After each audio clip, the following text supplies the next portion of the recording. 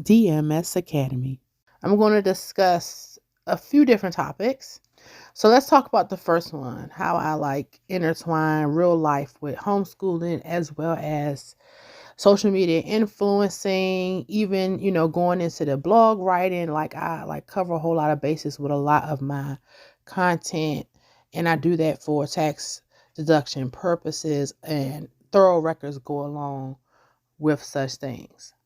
So right here, you're looking at the email that is an actual home economics assignment for my son so that he understands how to make an invoice, a context of it. So basically, this counts also as tax records as well, because I basically made a deal with him where I said he wanted like a $700 computer, and I'm like, I'm not just going to buy that for you outright.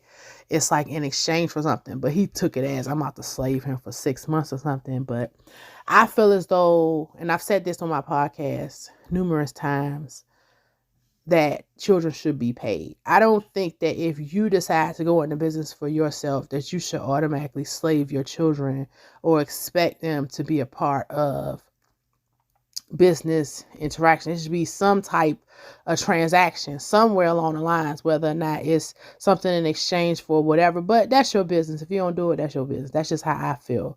That's my opinion. So as you can see on the invoice, I itemized exactly what he did. And the reason why I do this specifically for Umar is because Umar is the introverted child. So he don't enjoy, I'm going to play a clip at the end of this. He don't enjoy being on social media. He's the type that he got faceless profile. Like he's not all, everybody look at me. He's not that type of child. That's just his personality. So when I do ask him to do it, even though I know he don't want to do it, when I say do it, I mean be in content with me, I'll reimburse him for said things. You see what I'm saying? Because like I said, I don't want to force him to do it. But if I ask him, just like anybody else, a lot of us go to work. You don't want to do the job. You know what I'm saying? Like I do Instacart on the side. You actually think I want to go grocery shopping for an hour, picking out stuff I never picked out before and drop it off at people's house? No, but they give me money to compensate me for the fact that I don't want to do it. You see what I'm saying? The same when I was doing hair. I loved it for years, but after a while, I didn't want to do it anymore. So, but people compensate me because not only do I not want to do it necessarily, I don't necessarily want to get up at 7 in the morning and curl your hair, right? But you don't want to curl your hair neither. So it's like a win-win situation, The importance of what you're looking at when you look at the spreadsheet that I attached is the fact that he's able to understand how to make an Excel spreadsheet. Also, it was a Coursera free course I found online that showed, people how to make a spreadsheet. So I included that as a homeschool lesson, way before this one. So when he looks at this, he's going to understand how to make a spreadsheet, the example that I gave him. And then I made it so that when I do these lessons, I make it so that he's not coming back and asking me every 2 seconds how to do something, because this isn't the 90s. This isn't the 80s. These children are able to figure out whole interfaces of different applications, computer applications, phone applications. So there's no way you should be coming and asking me any questions. Just like you had to figure out how to do that game by going on online forums and searching, you're going to do the exact same thing when it comes time to do the work that I assign you. So as you can see in the email, I said to him, if you don't know how to do it, go on Google, go on TikTok, go on YouTube as a research and search how to make an Excel spreadsheet. Because for the first year of homeschooling, I remember he kept coming back every time something would happen. I don't know how to do this. And then he'll just, not do it. I'm like, no, we're not doing this. No, we will not be doing this. You know what I'm saying? And primarily because, number one, I don't want you being intellectually lazy, because, if you're intellectually lazy on just regular assignments that I'm giving you, then you're going to be intellectually lazy when you get married or as a father. I believe that behavior goes in patterns. And if, the way that you live your life in my humble opinion, comes from you practicing. Like, you get good at solving problems as a business person because you solve problems as a business person. You get good at being a homeschool mom because you're constantly being a homeschool mom. You're good at washing dishes because you've been washing dishes for 5 years. You see what I'm saying? And so on and so forth. Okay, so the second subject I want to go on is how to incorporate like everyday life in lessons, especially as it relates to like grocery shopping and such things. So in this lesson that you're looking at is a summary page that I gave. So there are a lot of times where I'll give lessons that are part of another curriculum that I didn't necessarily write. My favorite go-to is Khan Academy, and that's because those lessons are excellent. You can tell somebody really put time and dedication into these lessons. They go from kindergarten all the way up to college, advanced placement courses. But on days where we happen to be out in the street, I feel as though it's torture to sit up here and force the child to be doing like strenuous work. It's kind of like when kids go on field trips at school. Like that, the teacher is not assigning any work. Like, they spend the whole day on the field trip because it doesn't make any logical sense. Now, maybe they might come back and do like, you got to write an essay about the field trip that you went on or whatever assignment, like maybe further on in the week. But that day of the field trip, there is no assignments. It doesn't make any sense. And that's the same for homeschool parenting, in my humble opinion. Like, why are you torturing yourself? I used to do that, and I thought about it. They are specific in my state in regards to lessons, meaning they just want your child to have quote unquote regular instruction. Now, regular instruction, that don't mean 5 days a week. That don't mean 2 days a week. That don't mean once a week. It's a broad definition. So, we utilize off days, and I started, especially this year since he's in high school, because I have to make a transcript. I'm like, these be serious lessons that we have on the way to somewhere in the car, right? Like, I started reading a lot, especially since I retired from my career. And so if I have studied something or, thoroughly researched something, and then of course I have knowledge that I didn't have before, and I share it as a parent. And so, of course, I'm going to turn that into a homeschool lesson. Like, duh. If I stay here and, and we're both discussing, like, for example, the TikTok ban and how, and that's in that email that you're looking at, the TikTok ban,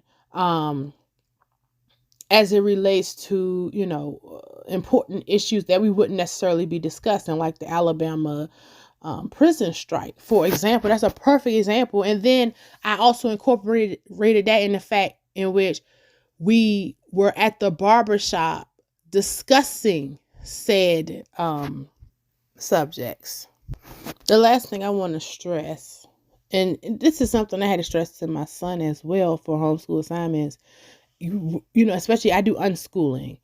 Mine is more structured because I don't feel like having no state agent on my hind parts. You know what I'm saying? Like, I rather overachieve than do the bare minimum, because then I don't feel like fighting the state. It doesn't make any sense. So when I'm turning in assignments, they look like, essays and, with thorough research and citations and all that, you know what I'm saying? So that they're not like, oh, I want them to be more so like, oh, wow, this is excellent. And they just automatically pass me because they could tell I'm actually, doing thorough instruction. And with that, like I mentioned about the citations, and I'll pull up the article. I pull up my assignment again. You need to be listening, sources. That's my opinion. And I say that because being a business person and how later on people will try to throw some stuff up. I'm thinking of the IRS, for example. They'll throw some stuff up and be like, oh, well, now I need proof of this and proof of that. Nah, you see what I'm saying? Who actually is going to remember that you made a YouTube video about XYZ? You see what I'm saying? Or that, you saw the video here, or you read an article on this place. Do you really got time to research some stuff, or isn't it better just to have all of those notes and citations inside of your assignments that you send the child. That just makes the most logical sense. It's kind of like you're sending help to the future you, right? Because then you ain't got to think about it. Like, so I know in 4 years, inshallah, if my child decided to go to college and then they're saying, well, you said you assigned him this. I need proof that you actually was assigning him these things and you ain't just make this up for this transcript. I got time and date stamp on emails. That's why I send the emails for time and date stamp purposes, because these are legal records. You can actually have legal records utilized as emails. When you go to court, they'll take an email. Sometimes judges won't even take a text message list because those could be altered. But emails, they could easily subpoena Google's servers and validate that that's accurate. Now, I'm not talking about something like that that's extreme in regards to homeschooling. I'm just using that as an example so that you understand that emails make your life a whole lot easier. Google already got a search inside of your email mailbox, your Gmail. As soon as you put in the search bar social studies or math, it's going to be a whole list of all the social study assignments you gave a child, all the summaries you gave a child, whatever it is. So to me, it just makes your life easier to put your stuff inside of email. So we're going to now listen to, for example, an interview I did with Umar. I did it for this specific purpose, so I can attach it to this specific video for both documentation purposes, tax write-off purposes, homeschooling purposes. Like everything should be all in one so you can make your life a whole lot easier, okay? This is going to be a YouTube video, blog article, homeschool assignment. Like it should cover all basis. Okay. So keep in mind, we're inside of a car. We was on our way back home and I was asking him to give his opinion on how the different shoe sizes fit. And this goes into home economics, which is a class that I offer, a course that I offer for homeschoolers, in regards to comparison shopping. And I know I get on his nerves, as you're going to hear how irritated he is. I get on his nerves, but it's a part of raising your child. And so that he understands, okay, I don't necessarily want to pick out this shoe because it feels this way. And, understanding the whole process of becoming an adult. So we're going to listen to that and then I'll close out this episode. Okay, so we have boots that we purchased because Umar first had on my Nike boots, which of course is too small, but we did it for the farmer's jump when we went. So how did the boots that I gave you at first, the Nike boots, feel? How did they feel? Get close because you can't never hear what you're saying. What Nike boots? Which one? The Nike boots that I had you put on to go to the farm. The boots that you just wore last week to the farm. Oh, they felt really oh